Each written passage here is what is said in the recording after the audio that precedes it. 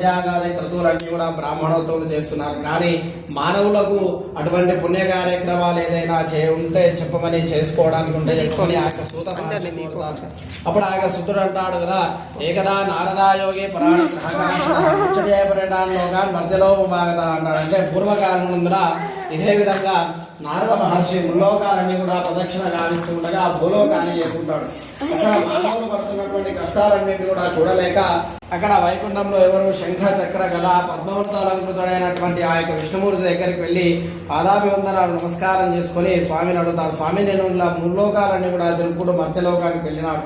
మరి అక్కడ మానవులు కదా, మరి వారికి ఇహలోకంలో సుఖ సంతోషాలు అనేటటువంటివి సందర్భం అనేటటువంటిది ఉందా అని చెప్పేసి ప్రశ్నిస్తాడు. అలా ప్రశ్నించగానే ఆ విధంగా ప్రశ్నించేటటువంటి సందర్భంలోనే ఆ యొక్క విష్ణుమూర్తి చెప్తాడు, నారదుడా నేను కలియుగమునందున రమా సహిత సత్యనారాయణ స్వామి యొక్క అవతారంలో ఉంటాను. ఎవరైతే మనసా వాచ కర్మణ భక్తి శ్రద్ధలతో ఈ యొక్క సత్యవ్రతాన్ని ఆచరిస్తారో వారికి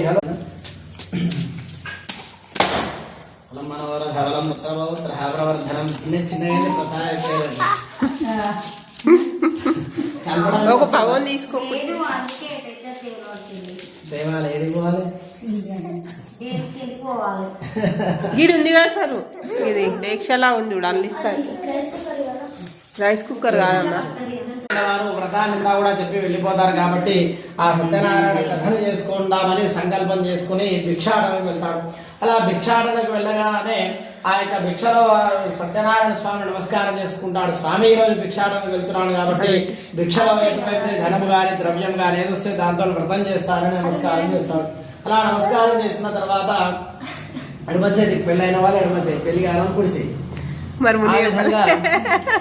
ఆ విధంగా భిక్షాటనలో వచ్చినటువంటి ధనంతో ఒక దేవాలయం దగ్గర భక్తి శ్రద్ధలతో సత్యనారాయణ వ్రతం చేస్తాడు. అలా వ్రతమాచరించినటువంటి సందర్భంలో వచ్చినటువంటి వారు కూడా నమస్కారం చేసి ఇంత ప్రసాదాలు తీసుకుంటారు. ఆ రోజు నుంచి అక్కడ కథలు మొదలవుతాయి.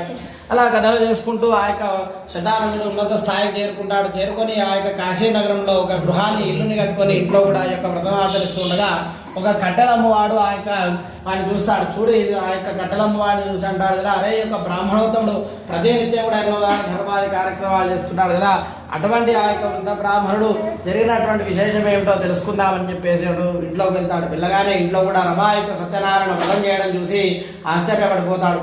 అటువంటి సందర్భంలో ఆ కట్టెలమ్మవాడు కూడా వ్రతం చేద్దామని సంకల్పిస్తాడు. అలా సంకల్పం చేసిన తర్వాత ఆ కట్టెలమ్మవాడు కూడా ఉదయాన్నే లేచి ప్రతిరోజులాగా గొడ్డలి పట్టుకొని అడవికి వెళ్తాడు. వెళ్ళి ఆ కట్టెలన్నింటినీ కూడా కొట్టి శిరస్సున పెట్టుకొని ఆ యొక్క సత్యదేవుడిని నమస్కారం చేస్తాడు. స్వామి ఈ రోజు నీ యొక్క వ్రతం చేయడానికే సంకల్పించినాము కాబట్టి ఆ కట్టెల